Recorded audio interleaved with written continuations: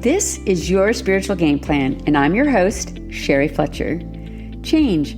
It happens to all of us. You have invested your time and energy into an important role, sometimes for years, and then suddenly it's time for you to move on. Maybe you've worked hard on a dream, and now your path is taking a new turn, and that dream isn't going with you.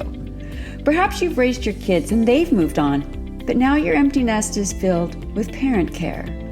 Or maybe you're in the middle of diaper changes and laundry piles. If you find yourself asking questions like, where do I fit in anymore? Am I even relevant? How do I find my purpose now? You are in the right place. This is the show for women in a season of transition. I believe that while your roles in life will change, your purpose is eternal. I'm here to help you understand just how intentionally you were made by a creator with a game plan.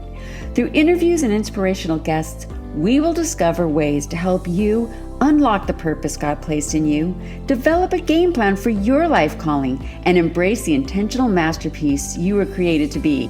This is episode 104, and I will be speaking with my friend Lori Margo.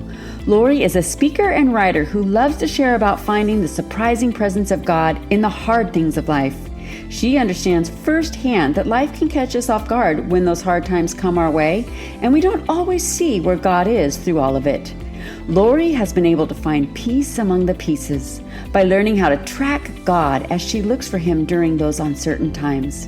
In this episode, she'll share with us just how we can find peace in the broken pieces by tracking God in our journey. I'm so glad you're here with me as I talk with Lori Margo.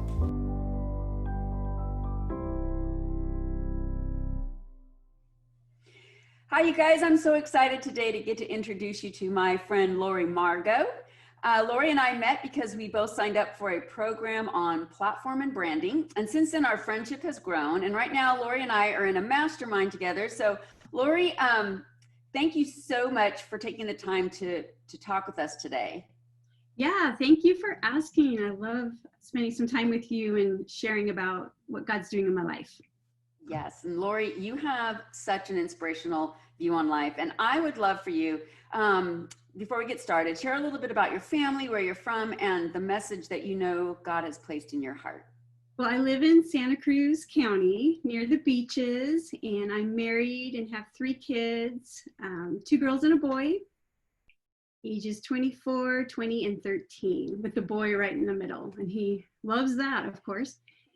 And my ministry, I've been sharing kind of informally for a number of years and just talking about God in the journey when things don't make sense. And my tagline is peace in the pieces, and trusting that God has a beautiful plan for our lives, even when we're not sure how it's going to all come together. And that's been just the theme in what I've seen God do in my life over and over again, just learning to let go and look for Him in everything. I love that, peace in the pieces. That's so powerful. And before we get started, I want to ask a couple fun questions. Okay. And so I don't know if you choose a word for the year or if you have a favorite word that you're using lately. I used to always choose a word for the year. In fact, a big part of my story is the year I chose the word faith. And then just watched God blow me away with what He did in my life as I chose to just press in and understand faith more and, write down verses on faith and definitions of faith. And then specifically this year, so all my favorite words are usually synonyms of faith. So this year, it's been the word release. And just, that's faith for me, is wanting to control, but learning how to release, how to let go and let God. So yeah, faith and release. Wow. I think everyone could learn a little bit about releasing, especially right now with everything that's going on. Yeah. And what is one of your favorite food combinations? Oh my goodness. Hands down, chocolate and peanut butter. Yes. Like every morning, I've got this kind of high protein. It's supposed to be a clean food recipe, but it's chocolate peanut butter oatmeal. And I eat that every single morning. And if I'm not cooking dinner for anybody else, I have it for dinner. Oh my word. I love chocolate peanut butter. That is just one of my favorites. It has to be a good quality chocolate, and Absolutely. I mean, I will have a Reese's if I have to, but I do a lot of shakes as well and Yes. smoothies, and there's always some peanut butter and chocolate in that. Absolutely. Oatmeal, banana. Yeah, that's Yeah, awesome. So earlier I mentioned that you and I are in a mastermind together. Yeah. And when you're in a mastermind, you get a turn to have a focus chair where we all look into what you're doing and give some insights. And so when you had your focus chair, you had an idea, you shared an idea that you're working on, and I just love the concept of your project. So tell us a little bit about the project and the story behind it. So tracking God is, when I had my focus seat, I just had you guys brainstorm with me, because I've started being very intentional about looking for God in everything, whether it's a big thing, a little thing. And this all started a couple of years ago. My dad got really sick, and he wasn't going to be with us much longer. And he was in his early 90s, so he had had a wonderfully long life. But I kept hearing myself say to people, oh yeah, God's been with us, he's been with us.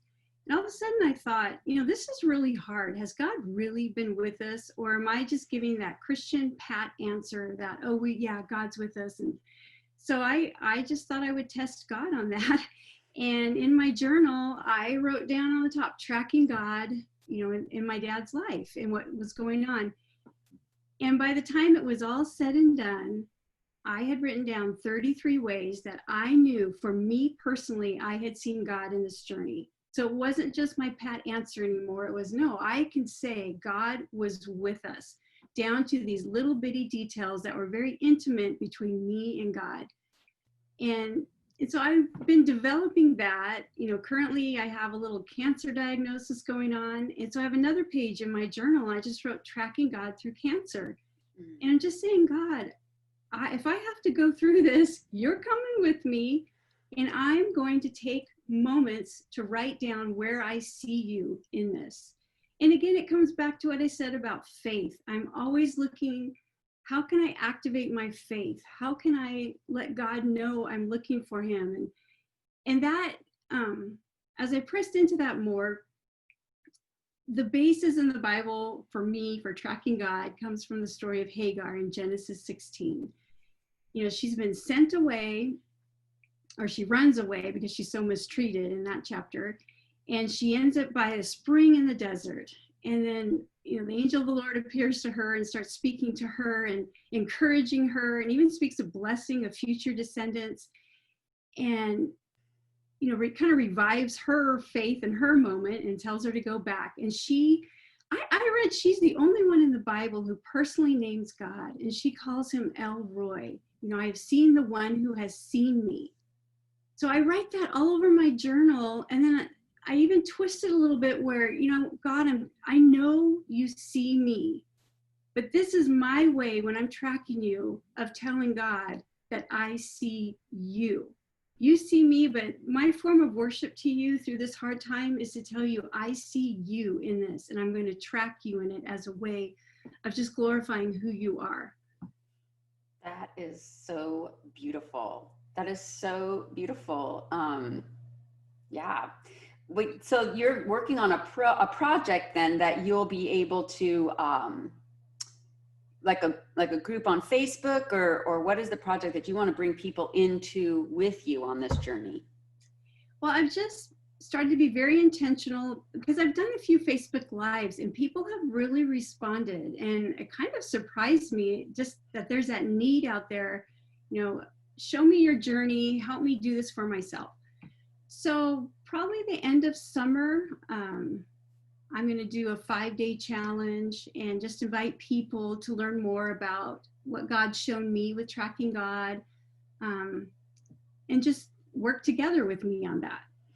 Yeah. And so all the information to be able to find Lori and Facebook and whatnot will be in the show notes. And so as you work and develop that program, if you're following Lori on Facebook, she'll be updating her speaker page and letting people know about that program, because that would be such an encouragement to do with others, and where they're tracking God through their journey and just sharing that story, and bringing awareness that, it's always easy to ask God to be with us, but then to turn around and say, I see where you're there. It is just so powerful for that concept. So, Yeah. And to have that tangible evidence of it, and again, I'm always, how can I build my faith? How can I understand faith more? And how can I encourage others in their faith? So, and then the one point I always make, I don't get legalistic about it. Like, you have to be in your journal writing this down. It's a tool. It's not a rule. It's just something that really help you. If that fits your personality, and if you struggle with some faith issues like I did. Yeah, well, I think everyone struggles with faith issues. That's the human heart. It's so easy for me to pray sometimes, and I'll pray and I'll wait for the answers that I'm looking for. And so sometimes I think God didn't answer my prayers because I was looking for them to be answered in a way that I wanted them to turn out that would work wonderfully for me. And being able to pray with petition. God tells us to pray with thankfulness and petition. Write those petitions down, but then be so conscientious about looking for how he answers them. And, a lot of times I'll pray and I'm asking God to bless my will. Yeah. And I'm also asking that my will, what I'm praying for, will be like someone else's. Yeah. And so in one of your blog posts, I love how you tie in comparison, because it can get in the way of tracking how God is actually answering my prayers. And how has that played out in your life with the comparison? Oh my goodness.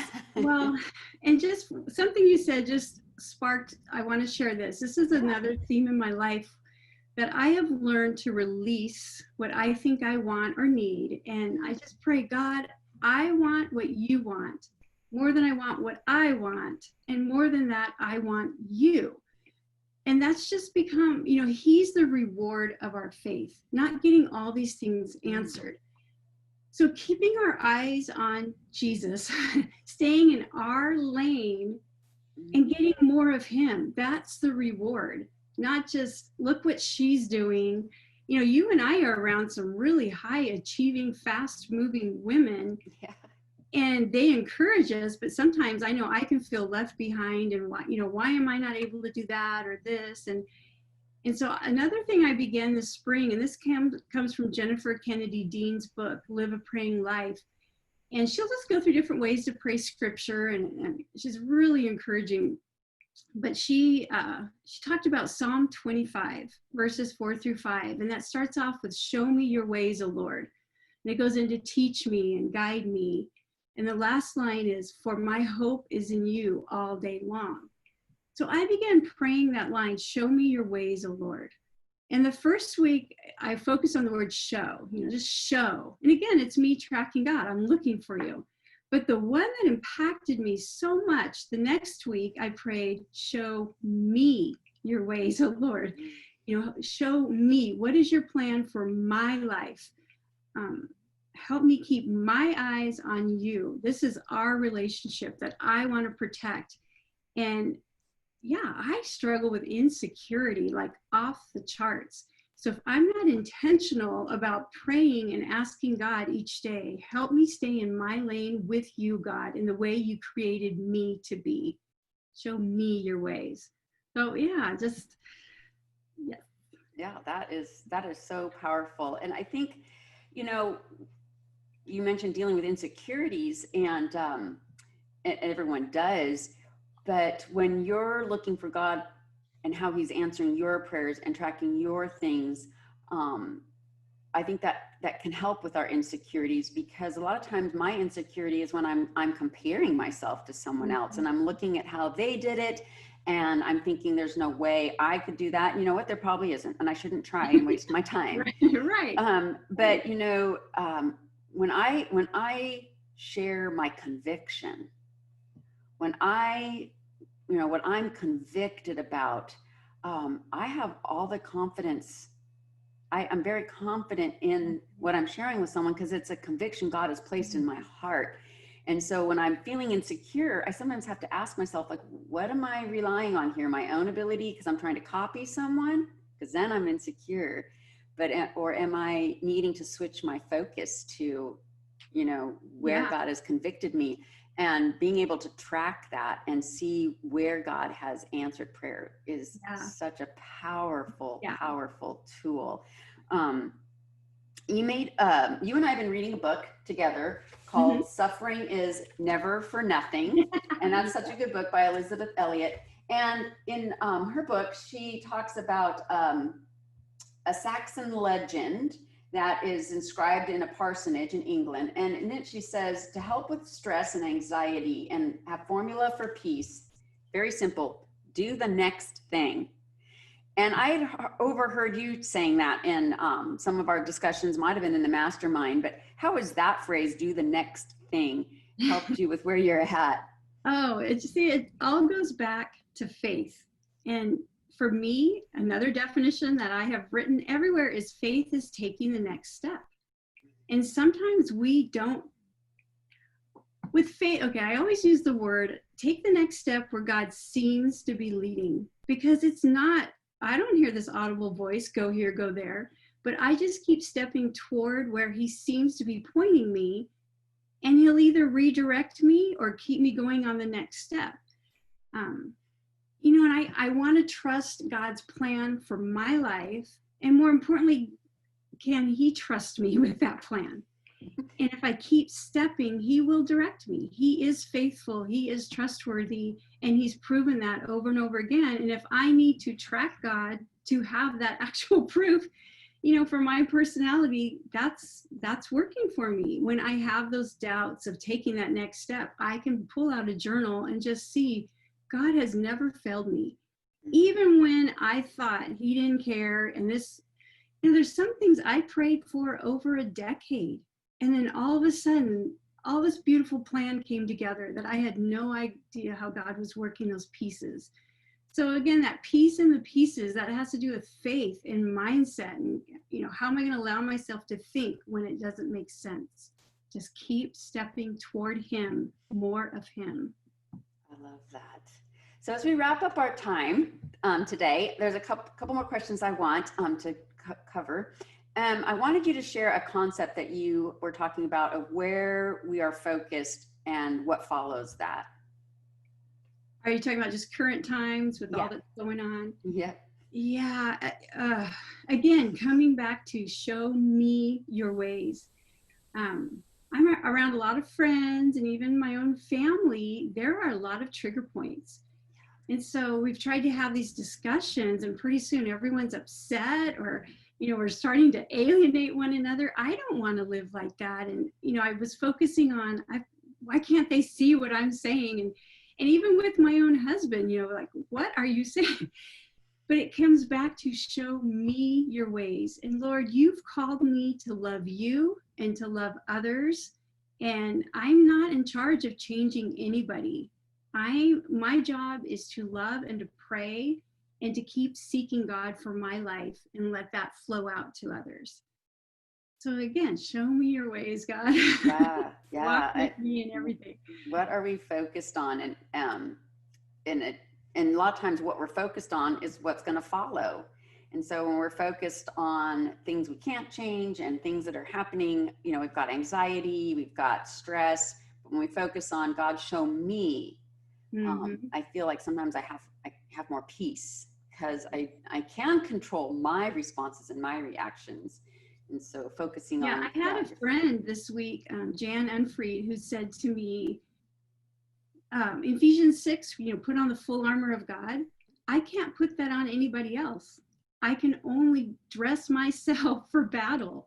And so that's, again, show me your ways. Help me be ready for battle and not worried about everybody else getting what they need. But I mean, not to not worry, but turn that worry into prayer and extend love and grace, empathy, all of it. Oh, that's wonderful. Yeah, you can only dress yourself. That's good. I like that one. I love that. So you, through all of these seasons of transition that you have gone through with your father and with your cancer story, where has God shown you the purpose that you have brought into each one of those seasons? just to work on my relationship with him, that he will bring good, he will bring intimacy, he will bring clarity. You know, even now I'm praying. I have a phone call tomorrow morning with my doctor. We have to make a decision, and it's a hard decision. It's major surgery, or am I okay without it for this cancer? And I have all my friends praying for clarity. You know, God, and I just want to be intentional and see him in this journey. He will show me how to live through it. He will guide. And maybe I won't know today, but when that phone call comes, I know he's going to give me clarity and direction. And even going through cancer or whatever changes are in life, he has purpose and he has intention. And all of these hard journeys that I've had, I think, you know, if I had to pick another key word, it's intimacy. He meets us, just like Elisabeth Elliot in her book on suffering just talks about the treasure that comes from walking through hard times with God. So there is purpose even in our suffering. God is faithful. He's so faithful. That's wonderful. Thank you so much for taking the time to talk with us today. And again, all the ways that you can connect with Lori will be in the show notes. And we just thank you so much for taking time out of your morning and meeting with us. Thank you, Cheri. I love talking with you.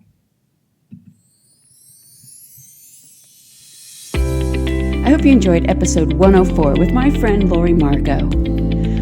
I really appreciated how she brought out the reminder that God takes our brokenness and creates a beautiful picture from it. I was thinking of a glass mosaic with all the broken pieces. There's sharp edges and rough edges, but he puts it all together to create this beautiful masterpiece. If you were blessed by this episode, please share it with a friend. Subscribe, rate, and review this podcast so that you don't miss an episode. Be sure to look through the show notes so that you can find the ways to connect with Lori Margo and learn more about her journaling and tracking God. You can also find the links to connect with me. I would love to hear from you and how you can track God through your journey as well. Please join me for episode 105, where I'm going to be talking to my friend and my coach, Cheri Gregory. She is going to actually be interviewing me. We're going to share the story of our chance meeting in high school. After that encounter, we did not reconnect for over 30 years. Please join me for episode 105, when I'll share a little bit about me and about this podcast and about the ministry that God has put on my heart for your spiritual game plan.